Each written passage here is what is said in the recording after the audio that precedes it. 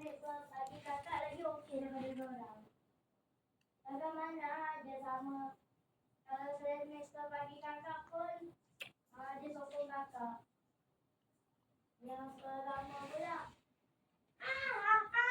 loser bebe bubu.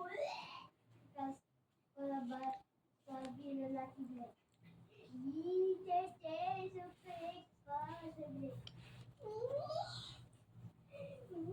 Pun saya balu je saya lagi bagus berak ke atas kepala awak. Kakak rekomen awak kalau awak nak kena ship awak jangan cakap earphone.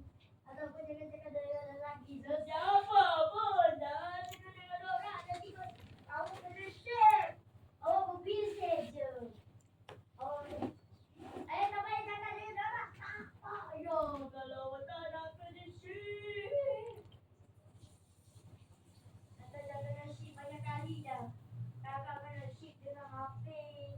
Kakak kena ship dengan Fahmi. Dah siap kerja rumah awak, Sasha? Kerja rumah dah siap ke? Dia matematik ke? Belum lagi ada. Cikgu awak send.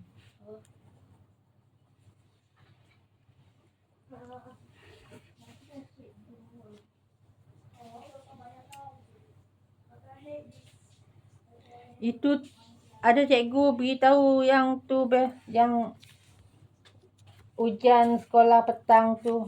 Apa itu? Nanti tengok dekat grup tu, Apa yang ustazah beritahu tu.